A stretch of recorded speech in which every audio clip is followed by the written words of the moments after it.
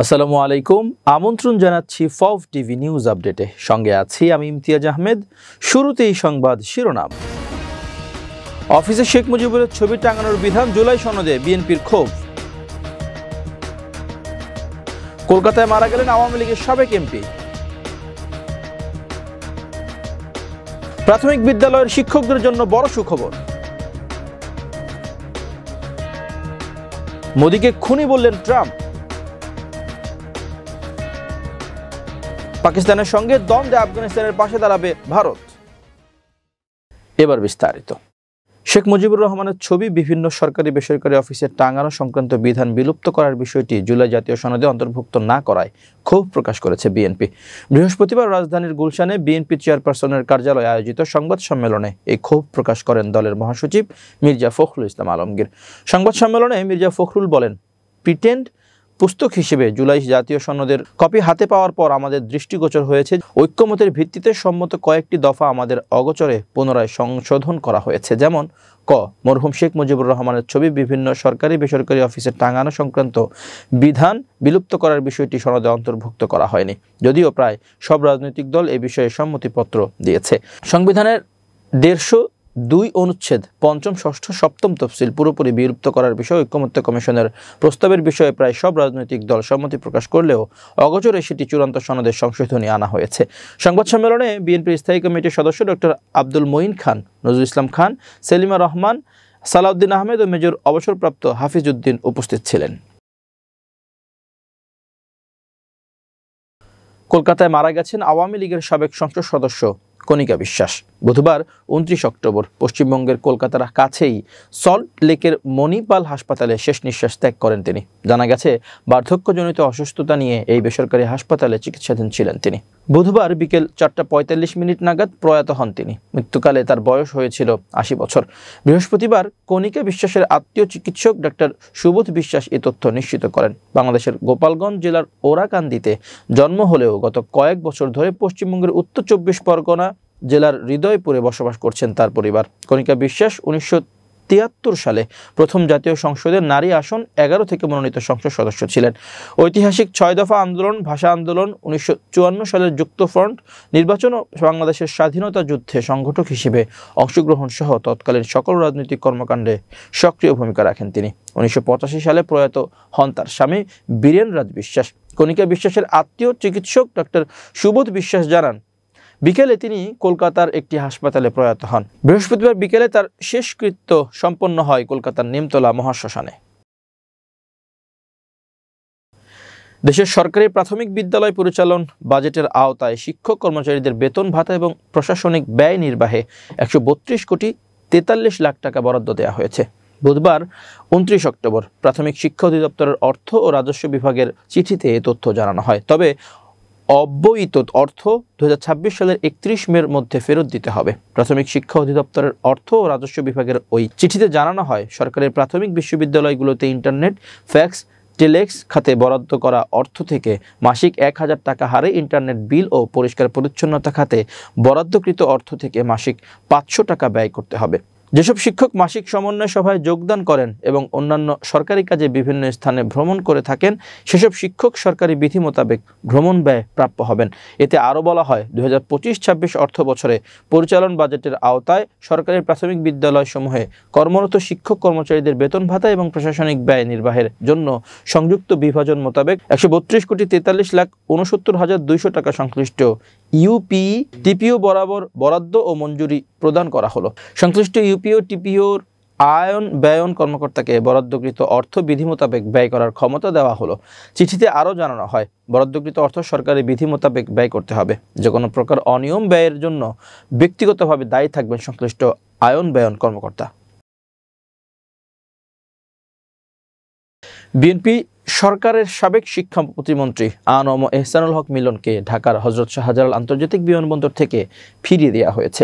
বৃহস্পতিবার বেলা 11টার দিকে চিকিৎসার জন্য বিমান বাংলাদেশ এয়ারলাইন্সের একটি ফ্লাইটে তার ব্যাংকক যাওয়ার কথা ছিল। বিমানবন্দরের ইমিগ্রেশন কর্তৃপক্ষ জানিয়েছে, ভ্রমণে নিষেধাজ্ঞা থাকায় তাকে দেশ ছাড়তে দেওয়া হয়নি। তবে এ প্রসঙ্গে জানতে চাইলে এহসানুল হক মিলন সাংবাদিকদের বলেন, আমি পুরনো পাসপোর্ট নিয়ে গিয়েছিলাম, সেখানে মিলন লেখা নেই, আমার ভুলের কারণে ফেরত আসতে হয়েছে।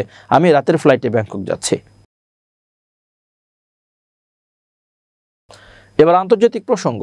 ভারতের প্রধানমন্ত্রী নরেন্দ্র মোদীকে খুনি বলে অভিহিত করেছেন মার্কিন প্রেসিডেন্ট ডোনাল্ড ট্রাম্প। বুধবার দক্ষিণ কোরিয়ায় এশিয়া প্রশান্ত মহাসাগরীয় অর্থনৈতিক সহযোগিতা সংস্থা এপেক শীর্ষ সম্মেলনে তিনি এমন মন্তব্য করেন। খবর হিন্দুস্তান টাইমসের। মার্কিন প্রেসিডেন্ট ডোনাল্ড ট্রাম্পের মতে ভারতের প্রধানমন্ত্রী নরেন্দ্র মোদী অনেক কঠোর স্বভাবের। এ প্রসঙ্গে কথা বলতে গিয়ে মোদীকে খুনি বলে অভিহিত করেন ট্রাম্প। দক্ষিণ কোরিয়ার গিয়াংঝুতে অ্যাপেক শীর্ষ সম্মেলনে দেয়া বক্তব্যে ট্রাম্প মোদির চেহারা ও স্বভাবের মধ্যে বিপরীত দিকটি তুলে ধরেন। বলেন, মোদি দেখতে ভালো, তবে তিনি একজন খুনি, খুবই কঠোর। তিনি জানান যুক্তরাষ্ট্র ভারতের সঙ্গে বাণিজ্য চুক্তি নিয়ে কাজ করছে বলেও জানান তিনি। পাশাপাশি তিনি পাকিস্তানের প্রধানমন্ত্রী শেহবাজ শরীফ ও সেনা প্রধান ফিল্ড মার্শাল অসীম মুনিরেরও ব্যাপক প্রশংসা করেন। বলেন, তারা দুইজনই দুর্দান্ত মানুষ। ভারত পাকিস্তান সামরিক সংঘাত নিয়ে তিনি বলেন, পাকিস্তান ভারতের 7টি বিমান গুলি করে ভূপাতিত করেছে। এছাড়া ট্রাম্প আবারও দাবি করেছেন তিনি ভারত ও পাকিস্তানকে যুদ্ধ বন্ধ করতে বাধ্য করেছেন। বলেন, যুদ্ধ বন্ধ না করলে বাণিজ্য চুক্তি করা হবে না বলে দুই দেশের প্রধানমন্ত্রীকে ফোন করে হুঁশিয়ারি দিয়েছিলেন তিনি। এরপরেই পরমাণু অস্ত্র শক্তিধর ভারত ও পাকিস্তান যুদ্ধ বন্ধ করতে রাজি হয়। এদিকে ভারতের লোকসভার বিরোধী দলীয় নেতা রাহুল গান্ধী বলেছেন, মার্কিন প্রেসিডেন্ট ট্রাম্প এই দেশে গিয়ে মোদীকে অপমান করছেন। মার্কিন প্রেসিডেন্ট আবারও দাবি করেছেন তার মধ্যস্থতায় ভারত পাকিস্তান যুদ্ধ বন্ধ হয়েছে। পাশাপাশি পাকিস্তান ভারতের 7টি যুদ্ধবিমান ভূপাতিত করেছে বলেও দাবি করেছেন ট্রাম্প। মার্কিন প্রেসিডেন্টের এসব দাবির বিষয়ে মোদীর প্রতিক্রিয়া জানতে চেয়েছেন রাহুল গান্ধী। মোদীকে উদ্দেশ্য করে তিনি বলেন, ভয় পাবেন না, প্রতিক্রিয়া জানানোর সাহস দেখান।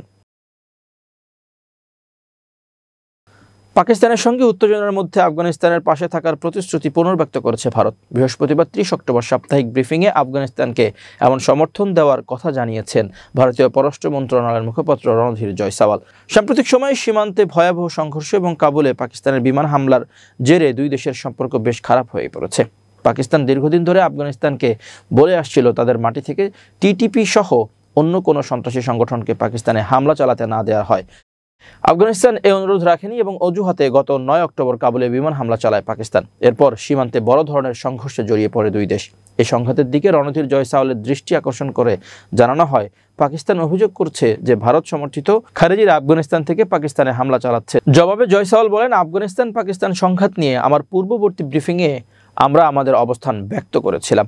আফগানিস্তান তাদের নিজস্ব ভূখণ্ডের উপর সার্বভৌম অধিকার প্রয়োগ করেছে বলে পাকিস্তান ক্ষুব্ধ। পাকিস্তানের ধারণা তারা বিনা বাধায় সীমান্তে সন্ত্রাসবাদ চালিয়ে যেতে পারে, কিন্তু তাদের প্রতিবেশী দেশগুলো এটিকে কোনোভাবেই মেনে নিতে প্রস্তুত নয়। ভারতীয় পররাষ্ট্র মন্ত্রণালয়ের মুখপাত্র আরও বলেন, আফগানিস্তানের স্বাধীনতা, আঞ্চলিক অখণ্ডতা ও সার্বভৌমত্বের প্রতি প্রতিশ্রুতিবদ্ধ থাকবে ভারত। এ সময় আফগানিস্তানে থাকা ভারতের প্রকল্পগুলো নিয়েও প্রশ্ন করা হয় জয়সওয়ালকে। জবাবে তিনি সাংবাদিকদের বলেন, আফগান পররাষ্ট্রমন্ত্রী আমির খান মুত্তাকি দিল্লি এসেছিলেন। এরপর এ ব্যাপারে যৌথ বিবৃতি দেওয়া হয়েছিল। এবার বিজ্ঞান ও প্রযুক্তির খবর। দুধ মানেই আমরা ভাবি গরু, ছাগল, মানুষ বা অন্য কোনো স্তন্যপায়ী প্রাণীর কথা, কিন্তু প্রকৃতির এক আশ্চর্য দান হলো কবুতরের দুধ। হ্যাঁ, অবিশ্বাস্য হলেও সত্যি, কবুতরও দুধ দেয়। এই দুধকে বিজ্ঞানীরা নাম দিয়েছেন পিজন মিল্ক, যা কবুতর ছানার জীবনের শুরুতে একমাত্র খাদ্য হিসেবে কাজ করে। কিভাবে তৈরি হয় এই দুধ? এই দুধ স্তন্যপায়ীদের মতো স্তন গ্রন্থি থেকে আসে না, বরং এটি কবুতরের গলার ভেতরে থাকা ক্রুপ নামের একটি থলি সদৃশ্য অঙ্গ থেকে নিঃসরিত হয়। কবুতর ডিম ফোটানোর কয়েকদিন আগে থেকেই ক্রুপের ভেতরের কোষগুলো ঘন হয়ে দুধের মতো এক ধরনের সাদা তরল তৈরি করতে শুরু করে। ছানা ফুটে বের হওয়ার পর মা বাবা উভয়ই ঠোঁটের মাধ্যমে এই দুধ খাওয়ায়। কি আছে কবুতরের দুধে? গবেষণায় দেখা গেছে কবুতরের দুধে প্রচুর পরিমাণে প্রোটিন, ফ্যাট, অ্যান্টিবডি, অ্যান্টিঅক্সিডেন্ট ও ইমিউন সেল থাকে। এসব উপাদান নবজাতক কবুতর ছানার রোগ প্রতিরোধ ক্ষমতা তৈরি করতে সাহায্য করে। এর মধ্যে থাকা প্রোবায়োটিক ব্যাকটেরিয়া বাচ্চাকে সংক্রমণ থেকে রক্ষা এবং দ্রুত বৃদ্ধি ঘটায়। সবচেয়ে আশ্চর্যের বিষয় হলো পুরুষ ও স্ত্রী উভয় কবুতরই এই দুধ তৈরি করতে পারে। প্রাণী জগতে এ ধরনের উদাহরণ অত্যন্ত বিরল। সাধারণত দুধ উৎপাদন কেবল মাদার প্রাণীর কাজ হলেও কবুতরের ক্ষেত্রে বাবারাও ছানার খাবার তৈরিতে সমান ভূমিকা রাখে। শুধু কবুতর নয়, আরও কিছু পাখি যেমন ফ্লেমিঙ্গো ও সম্রাট পেঙ্গুইন প্রজাতির পাখিরাও দুধ জাতীয় তরল উৎপাদন করে। তবে কবুতরের দুধ সবচেয়ে বেশি পুষ্টিকর এবং জৈবিকভাবে জটিল বলে মনে করা হয়। বিজ্ঞানীরা বলছেন, পিজন মিল্কের রাসায়নিক গঠন ও জৈব প্রক্রিয়া মানুষের বুকের দুধের সঙ্গে আশ্চর্যের মিল রয়েছে।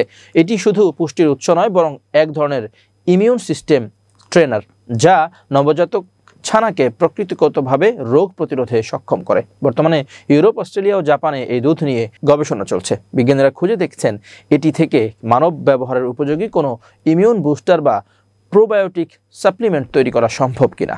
প্রকৃতিতে এমন অনেক বিষয় লুকিয়ে আছে যা আমাদের জীবন বিজ্ঞানের ধারণাকে নতুনভাবে ভাবতে বাধ্য করে। কবুতরের দুধ সেই বিষয়গুলোর একটি, যেখানে কোনো স্তন্যগ্রন্থি ছাড়াই প্রাণী তার সন্তানকে পুষ্টি যোগাতে সক্ষম হয়।